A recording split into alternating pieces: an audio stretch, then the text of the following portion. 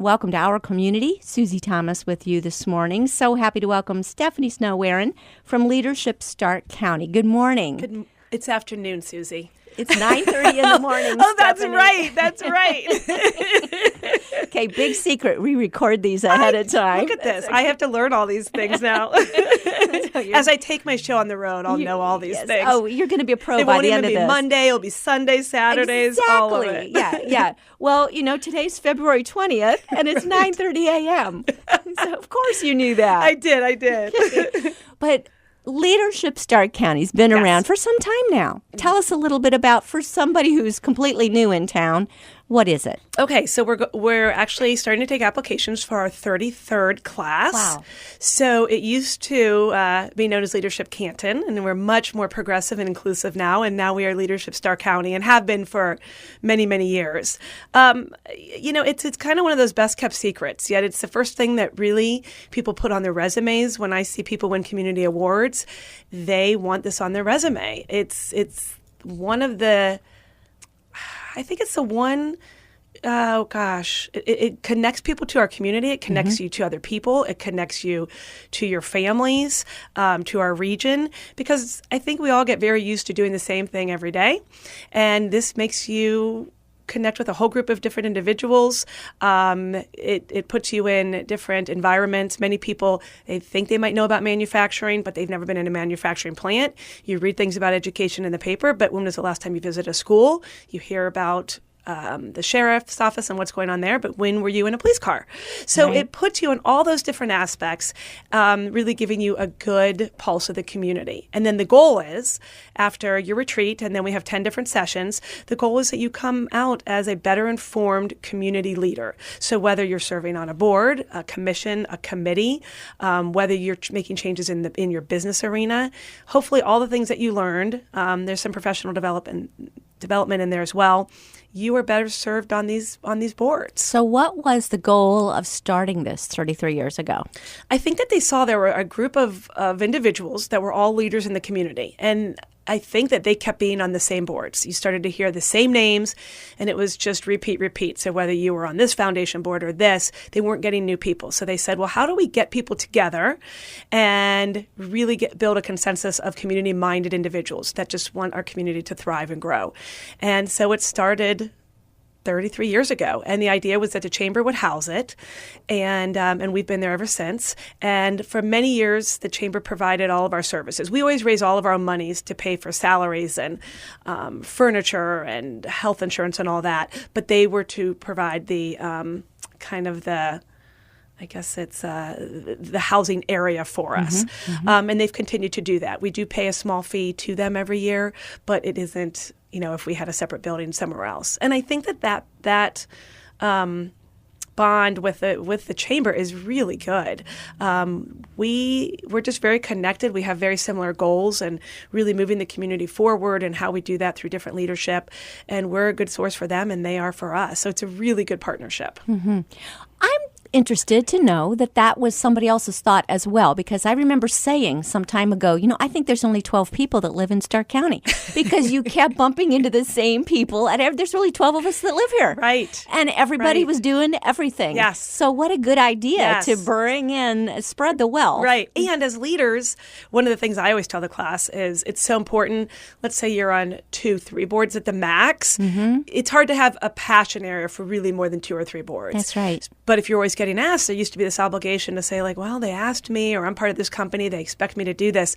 But I think our job as leaders is to really let other people go out and lead, especially when they've been through this class. I feel like it's a vetting of sorts. When you learn so many different aspects throughout the year, from the human service to the education to economic to our community at large, you have a great database of names and individuals. Right now, there's over 1,300 graduates in our signature program alone. And then we have our Spotlight program, which is for young professionals. And now we even have a youth program. So we are not without names to give people, which is really cool because people come to us asking for those. So at the end of the year, they always fill out a form that says, I'm interested in this passion area or this. And then different boards and committees call us and say, hey, who's interested in mental health, or who's interested in drug abuse or addiction and different things. Who should do this? Gosh. Should you be a certain age if you're, retired? Is this still something that might be Yes. something for a retiree?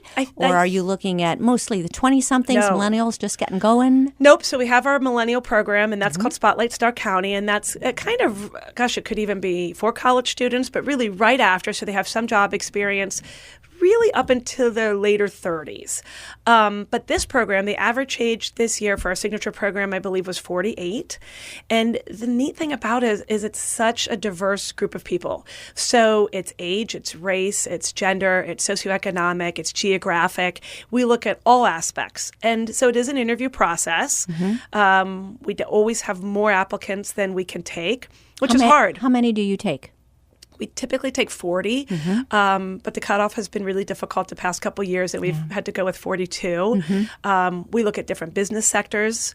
I don't want 10 attorneys. I don't want 10 bankers. I don't want 20 nonprofits or 10 educators. The idea is that you have a plethora of people from the community to really add to that diversity. Because, we all end up working with the same people and entertaining with the same people. So this opportunity, when you're in that middle life type arena, that's what people love the most, is they're like, I didn't know there were so many neat people in Stark County that truly cared about it in the same way that I care about it. They really become close through it, don't they? Now, the signature program, let's talk about that one, Yes. like the length of time, the span of time, and the requirements for it. Yes, so they interview in May. Applications are out now. They're on our website. And at leadershipstarcounty.org, just if you're looking. So our applications are out. The selection process then happens in May. We let them know by the end of June. There's a small orientation in August where they have to do the Strength Finder profile, because I'm a certified Strength Finder Gallup coach. And so that's part of their training as well. There's a retreat that typically has been at Salt Fork, and that's in September. And then we have 10 different program days. And then they graduate in June. So it is a commitment. It's 1 day a month. They're allowed to miss up to 2 days, and they can break that up into however they want. But it's funny. I mean, people don't want to miss. We had to have a change this year. A date got confused, and people were really mad at me for having that change, because they said, no, we mark it on our calendar. We look forward to these days. We look forward to seeing the people. So it is a bonding experience with just all different people. And then a lot of times we have these site visits, additional site visits. So if it's economics day, for example, I may have you meet with the CEO of various organizations. If it's Human Service Day, you're going to visit some nonprofits. And that's above and beyond. We like you to attend 2 extra per year. I probably offer 15. We have people that go to all 15. Wow. Because you can't, it's difficult to set those up without leadership's help. And we have all those connections. Well, yes. When do you get to the chance to ride around in a police cruiser and actually be doing that? That's the one that everyone talks about, isn't it? They do. They talk about that, the poverty simulation. Yes. Right? Yeah, the jail tour. These are kinds of things you wouldn't do on your own, probably. No. And it's funny. We used to be able to do a lot of the food industry tours, from Nichols Bakery to Mid Sauce, and you can't get into any of those anymore. Wow. So that, I remember Frito-Lay. Did you did that one? Project. Everybody does a project, don't they? Now let's talk about that. So we used to do projects, and it was called their Asset Building Day Project, and it's really working with the organizations. I think sometimes in the community we get very kind of narrow-minded, or we have a perception of what needs fixed in a certain arena or a certain nonprofit. And you might think as a business person, like, well, we run our business pretty well. Surely we can go in and fix that. But that's not asset building. Asset building is really working with the agency, understanding all the good that they're doing, and trying to kind of build upon that good, kind of Strength Finder-like. So we were doing that for a number of years, and people would pick these different passion areas. But it got very much like we were going in and, repainting library shelves or painting a room, or because nonprofits have been understaffed, we were doing marketing projects for them and different things. I don't have 20 marketers that's their expertise. Right. So they were also kind of learning the process. And so we switched the past, I think it was just last year, I believe, and we did a civic ideation sprint. Have you heard of those? No. Tell me what that is. So there are these and they're more IT oriented. Different communities have done IT where you get a bunch of tech sort individuals, and like in Cleveland, they put them on a boat for a few days. There's these tech journeys where you get on a bus for 2 days and you solve a project and you're with these people, and whatever project you solve, the IT kind of hardware, whatever you've developed is the agency's. It's theirs. You don't sell it, you give it to them. It's a gift. It's a gift. Wow. And so all these IT people come together. They can do everything on their computers and phones and white papers and all that. Well, we thought, what if we did like a social problem, and how would that work? So last year, we divided the group up. We worked with Stark State at the downtown campus, divided them into 6 groups based on their strengths. So I knew all that from the retreat. And it was an all-day project that we looked at strengthening Stark, the report, and said, well, what is one of the main issues, in that report? And what that we came up with was, how do we keep students, young professionals, whether it's starting in high school or college, how do we keep them in our community, or what would make them want to stay? And that was pretty much the problem that we had. And then we had these 6 groups come up with 6 different answers or suggestions or solutions. And there's really no money behind it. It was just kind of the ideas. But it was really interesting to have their point of view. And then we had community leaders come and see their presentation, and it was very timed out. It was stressful for a lot of them. They're not used to working in that capacity. Some said, I don't know what a white paper is. I don't know how to do a slide deck like this, and I can't present in 5 minutes. But it worked. It ended up being a lot of their favorite day because it was so different and something that they're just not tasked with in their daily lives. And then those answers that they came up with, again, are gifts to Strengthening Stark. They can take it and use it and run with it. And a couple, maybe were integrated. I think that was some of the people's, if at the end they said, well, what happened with these ideas? And some were better than others, that's for sure. Some have been integrated into other people's ideas and kind of worked out. But that's kind of what we're working on this year is, so if we have these ideas, what can we do with them? And is there a better way? Is there foundation money that we can maybe move something forward? But it was neat to see an outcome like that. Very, very cool. So that was cool what we're doing. So that's what the Signature program has kind of become, and it's awesome. It's an awesome experience. Now, but you've also got something for the young people, the Spotlight program. Yes. Tell me a little bit more in depth of what happens with that. So the Spotlight program is really for young professionals in their 20s to 30s. It's 6 classes. We're starting the next one February 26th, and I think we still have a couple spots. It's typically 25 to 30 people in the class, so a little bit smaller, but we run it twice a year now because it became so popular. The price is $550, so it's a lot less than the traditional program. But what we found is that, and we started, I think we're in our 12th year now, 12th year. We found that young professionals also wanted to be engaged. And how do we do that and teach them a little bit about their community and also do Strength Finders? So it was a way for the companies to say, hey, we believe in you. It's not that much. The time commitment is from 4 to 6 p.m. So we'll give you an hour if your workday ends at 5, and then you also get an hour.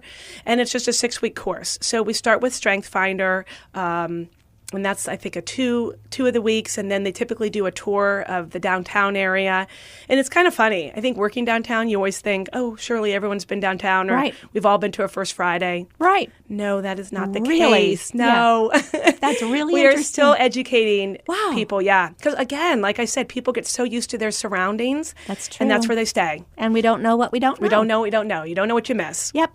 So do any Spotlight people then eventually sign up for Signature? Yes. They do. Later on. For sure. And it's not a relearning. Strength Finder, you can learn again and again and again and always get something out of it. I've been to many classes and I learned something every single time. And there's always different themes, whether it's economics or health. We'll have a young entrepreneur panel. They do have a service project that they have to complete with that. So we give them 4 to 6 options, and then there's a small graduation.